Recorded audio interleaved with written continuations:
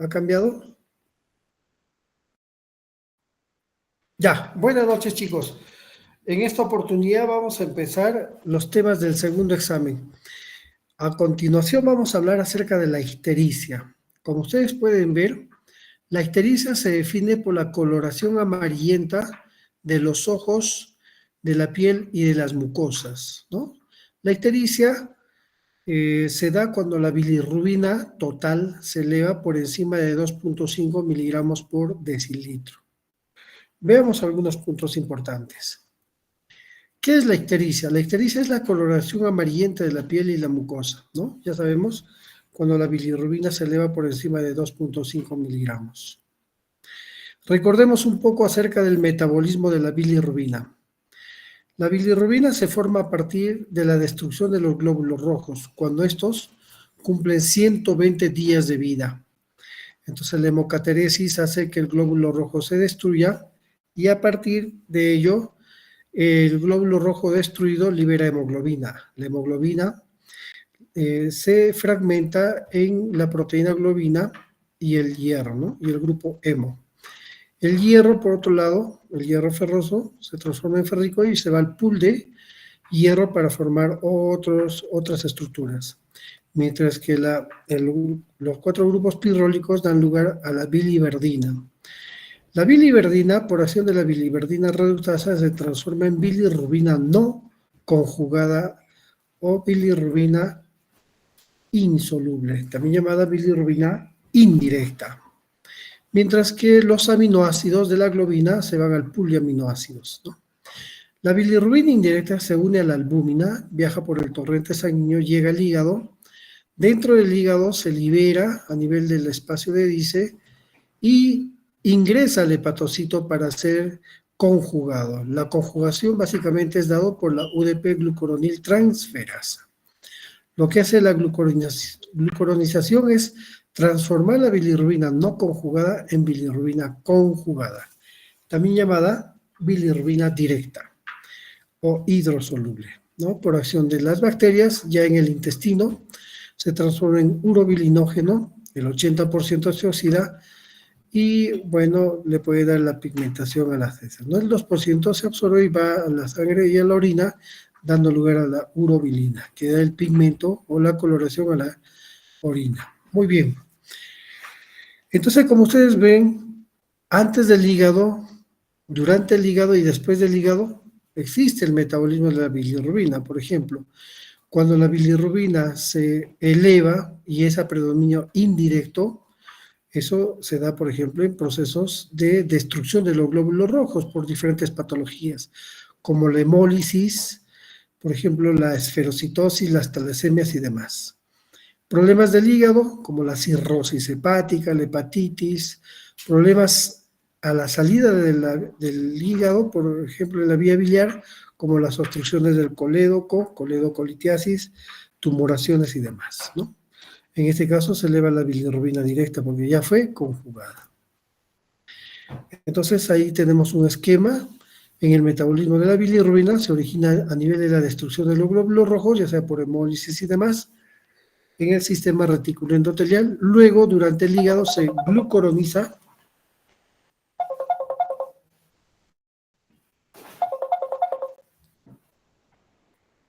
se conjuga y da lugar a la bilirrubina directa. Luego pasa por la vía biliar al intestino delgado. Muy bien. La biotransformación de la bilirrubina va desde la bilirrubina indirecta, no conjugada, liposoluble, hacia la bilirrubina directa, conjugada e hidrosoluble. Y al eliminarse después del hígado, pasa a las vías biliares, tanto la rama derecha e izquierda, al conducto hepático común, pasa a la vesícula. Cuando ingieres los alimentos, desayunas, almuerzas y cenas, se contrae la vesícula por acción de la colecistoquinina, se relaja el esfínter de Oddi y sale el intestino delgado. La función de las sales biliares y la bilis, junto con la bilirrubina, es de emulsificar las grasas, principalmente. Entonces, tenemos una clasificación para las ictericias. Estas pueden ser prehepáticas, hepáticas y poshepáticas. Hemos hablado de la prehepática como una causa representativa de la hemolítica, la hemólisis. Una causa hepática por daño hepatocelular, donde puede ser un patrón mixto intrahepático. Una causa posthepática, por ejemplo, las obstructivas con colestasis, como por ejemplo la coledocolitiasis. La clasificación de las ictericias, con predominio de la bilirrubina no conjugada. Estamos hablando de la bilirrubina indirecta. Tenemos causas prehepáticas, por ejemplo, por una producción excesiva y gracias a la destrucción de los glóbulos rojos en una hemólisis, la eritropoiesis ineficaz y la reabsorción de grandes hematomas. En el recién nacido, por ejemplo, durante el parto natural, puede generar hematomas a nivel del cráneo y al reabsorberse puede elevar la bilirrubina indirecta.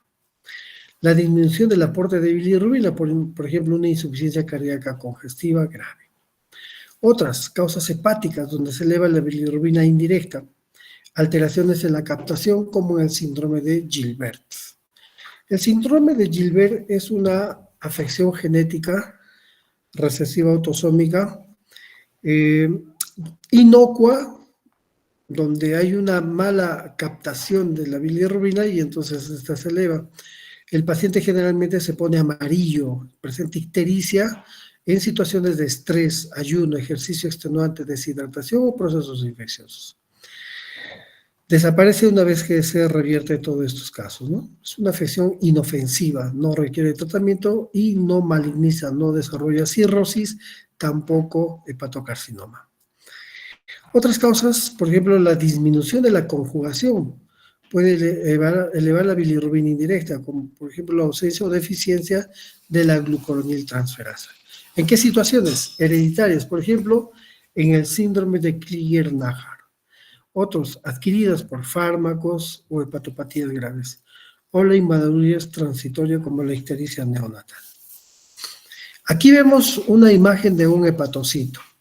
Vemos la glucoroniltransferasa, encargada de la glucoronización, ¿no? Cuando hay un problema en el ingreso, hablamos de un síndrome de Gilbert. Cuando hay un problema en la salida hacia los canalículos, hablamos del síndrome de Dubin-Johnson y el síndrome de Rotor. Problemas básicamente en la glucoronización, como en el síndrome de Krieger-Najjar. Muy bien. Cuando se eleva la bilirrubina conjugada, o bilirrubina directa, o bilirrubina hidrosoluble, podemos mencionar que existen varias causas. Dentro de ellas, las causas hepáticas. Tenemos los trastornos hereditarios de la excreción, como el síndrome de Dubin-Johnson y el Rotor. Por lesión hepatocelular, por ejemplo, una hepatitis viral va a poner amarillo al paciente y su bilirrubina predominantemente es directa. Por fármacos, como en el alcohol. El paciente alcohólico se pone amarillo porque se eleva la bilirrubina directa, ¿no? Y la cirrosis. Por colestasis intrahepática, de manera aguda el uso de fármacos, la sepsis, el embarazo y en el posoperatorio. De causa crónica, la cirrosis biliar primaria, hoy llamada como colangitis biliar primaria, la colangitis esclerosante primaria, la sarcoidosis, los linfomas, las colestasis recurrentes benignas, entre otros. Causas poshepáticas, después del hígado, que den ictericia, por ejemplo, las colestasis extrahepáticas. La más frecuente y más común, la coledocolitiasis. También puede haber neoplasias como el cáncer de cabeza de páncreas, de los conductos biliares, colangiocarcinoma o de la ampolla de Vater. Como pueden ver, la ictericia tiene varias causas, prehepáticas, hepáticas y poshepáticas. Luego de esta breve introducción, ahora vamos a tocar cada uno de ellos. Empecemos con la ictericia prehepática. Las causas más frecuentes, una de ellas la hemólisis y la eritropoiesis inefectiva o ineficaz, ¿no? ¿Qué signos van a darnos? Primero, una hiperbilirrubinemia indirecta. Hay un aumento del urobilinógeno fecal, aumento del urobilinógeno urinario y ausencia de bilirrubinas. Es decir, el paciente con ictericia por hemólisis no hace coluria. Ojo, pestaña y ceja, en los casos clínicos que les voy a poner en el examen, no hacen coluria, porque no son hidrosolubles. La bilirrubina indirecta es liposoluble. Muy bien, se eleva sobre todo por destrucción de los glóbulos rojos, ¿no? Otras causas, por ejemplo, tenemos el síndrome de Gilbert, Krieger-Najjar, Rotor, Dubin-Johnson, las hepatitis virales o algunos otros virus hepatotropos, las toxinas, las enfermedades autoinmunes, las hepatopatías por depósito, como la de Wilson, por una sobreacumulación de cobre. Wilson es la acumulación de cobre y la hemocromatosis, la acumulación de hierro, y también la cirrosis. Hablemos un poco del síndrome de Gilbert. Hay una baja actividad de la glucuroniltransferasa o de la UDP, uridín difosfato de glucuroniltransferasa, ¿no? En este caso se eleva la bilirrubina indirecta. Hay una reducción en la transcripción del gen de la bilirrubina UGT tipo 1. Hay una disminución en la conjugación de la bilirrubina. Por lo tanto, hay una concentración sérica elevada de bilirrubina casi siempre menor a 6 miligramos por decilitro. ¿Qué bilirrubina se eleva en el Gilbert? La indirecta. Presente en el 8% de la población, predomina en hombres y la acción de la enzima puede potenciarse con el fenobarbital, es decir, el manejo es darle dosis bajitas de fenobarbital. ¿En qué situaciones el paciente con síndrome de Gilbert se torna amarillo? En situaciones de estrés, ayuno prolongado, infecciones y ejercicios extenuantes. Muy bien, entonces en el Gilbert se eleva la bilirrubina indirecta. ¿En qué otras situaciones también?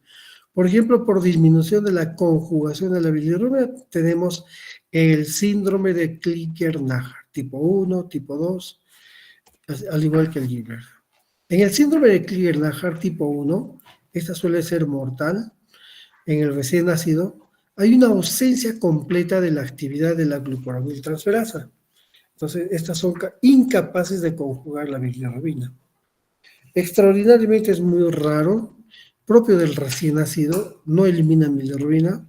La ictericia suele ser intensa, donde se eleva tanto la bilirrubina que es mayor a 20 miligramos de decilitro, compromete los ganglios basales, por lo tanto hay lesión neurológica y el paciente suele fallecer en la lactancia o en la infancia.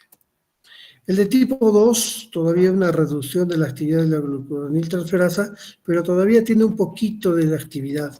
Por lo tanto, es algo más frecuente que la tipo 1 y el paciente suele llegar incluso hasta la edad adulta. Y la bilirrubina no se eleva tanto, se eleva entre 6 y 25 miligramos de decilitro. La actividad enzimática puede potenciarse por el uso del fenobarbital a dosis bajitas y las pruebas hepáticas y la biopsia hepática suelen estar normales. ¿Qué otras causas tenemos de ictericia? Por hiperbilirubinemia conjugada, por ejemplo, alteración en la excreción intrahepática por trastornos hereditarios. Dentro de ellos se eleva la conjugada, cuando ya se conjugó, por ejemplo, en el síndrome de Dubin-Johnson y en el síndrome de Rotor, donde hay problemas en la excreción de la bilirrubina. En el Dubin-Johnson hay una ausencia en la expresión de transportadores en los aniones orgánicos multiespecíficos de la membrana canalicular. Estos son desórdenes muy raros, autosómicos recesivos. El paciente está usualmente asintomático. Puede haber una leve hepatoesplenomegalia y puede presentar un curso benigno con buen pronóstico. Con hiperbilirrubinemia directa de 2 a 5 miligramos de decilitro, pero en ocasiones hasta 25 miligramos de decilitro. En el laboratorio hay bilirrubinuria, ¿no? Porque recuerden que la directa es hidrosoluble. Las enzimas hepáticas suelen estar normales y en la orina puede haber presencia de corpoporfirinas. El síndrome de Rotor es un desorden autosómico recesivo clínicamente similar, pero menos frecuente que el síndrome de Dubin-Johnson. Hay una bilirrubinuria, las enzimas hepáticas son normales y usualmente se eleva hasta 7 miligramos de decilitro. La diferencia entre el Dubin-Johnson y el Rotor es que en este no hay pigmentación negra en la biopsia hepática y que en la colecistografía hay buena captación de la vesícula biliar. Entonces, otras causas donde se eleva la bilirrubina son las colestasis. ¿Y qué es colestasis? Es la obstrucción del flujo natural de la bilis, por bloqueo parcial o total de la excreción de la bilirrubina y las biliares desde ya los retículos endoplásmicos del hepatocito hasta el colédoco y el duodeno. Las ictericias posthepáticas tienen varias causas. Dentro de ellas tenemos las litiasis, los cálculos, las piedras y las estenosis de las vías biliares. También puede haber causas como la cirrosis, sobre todo en la colangitis biliar primaria, tumores como el colangiocarcinoma, cáncer de cabeza de páncreas, la pancreatitis, fármacos, entre otros.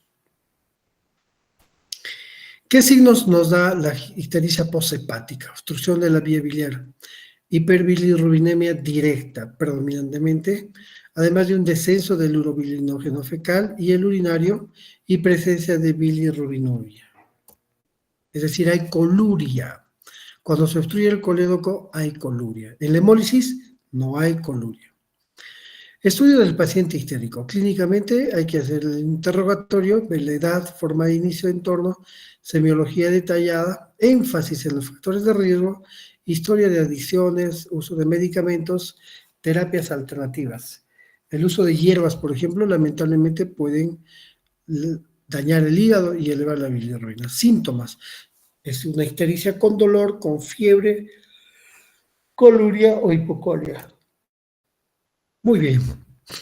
¿Cómo estudio la ictericia? Primero hago una buena historia clínica. Hago un buen examen físico completo buscando datos de insuficiencia hepática, signos de hepatopatía crónica, busco datos de hipertensión portal. ¿Cómo estudio al paciente? Le pido un perfil hepático, una ecografía abdominal, pruebas de vitamina K imagenológicas e histopatológicas. Al examen físico puedes notar que la ictericia va acompañada de escoriaciones. Es que la ictericia provoca prurito. El paciente se rasca tanto que tiene lesiones en la piel, tipo escoriativas. ¿Ahí ven? Escoriaciones. Puede haber hepatomegalia. Vean ustedes el reborde costal y la hepatomegalia. Si usted ve el abdomen de manera tangencial, puede ver un abultamiento en el lugar donde está el hígado, una hepatomegalia, ¿no? Puedes percutir y desde el quinto espacio intercostal, la percusión siguiendo la línea medio clavicular, puedes observar que hay un crecimiento del hígado, ¿no? Puede estar acompañado de esplenomegalia también. Siempre hay que solicitar una prueba hemática para ver si tiene anemia, reticulocitosis en caso de anemia hemolítica, deformaciones como esferocitosis, anemia falciforme, aptoglobina, leucocitos, etc. El perfil hepático para ver si hay un daño hepatocelular con necrosis e inflamación. En este caso se elevan las aminotransferasas, tanto la LT como la SP. Insuficiencia hepática, es decir, hay una encefalopatía hepática acompañada con trastornos en el tiempo de protrombina, la albúmina y el colesterol. Colestasis, obstrucción de la vía biliar, donde la fosfatasa alcalina va de la mano de la gamma-glutamil transpeptidas. Ambas están elevadas. ¿Qué otras pruebas hay que pedir? Las pruebas inmunológicas, como los marcadores serológicos de hepatitis, anticuerpos antimitocondriales, antinucleares, antimúsculo liso y carcinoembrionarios. Imágenes, tenemos la ultrasonografía, tomografía, la CEPRE, los radionúclidos, la colangioresonancia, entre otros. La ecografía me permite evaluar de manera muy sensible y muy específica la vía biliar y la vesícula. Por lo tanto, me permite observar si el paciente tiene colelitiasis, cálculos en la vesícula o coledocolitiasis. Dilatación del conducto colédoco o las vías biliares, crecimiento de la vesícula, engrosamiento de la pared de esta o neoplasias incluso de 3 centímetros a más. Además de evaluar el páncreas. En esta ecografía ustedes pueden observar un colédoco dilatado con cálculos en su interior. De igual manera, acá vemos la vesícula y una tumoración. En la flecha señala los vasos esplénicos y la letra P marca el páncreas. La tomografía computarizada es muy importante para poder descartar neoplasias, metástasis, enfermedades de la vía biliar y páncreas. En esta tomografía vemos una vesícula llena de cálculos, ¿no? Llena de cálculos. En esta otra vemos el hígado agrandado, una hepatomegalia con un hepatocarcinoma. Aquí vemos en el hígado una vesícula distendida con múltiples cálculos. La CEPRE o colagiopancreatografía retroradioendoscópica se reserva para manejo o terapia de patología de la vía biliar, ya no es diagnóstica. Muy bien, chicos.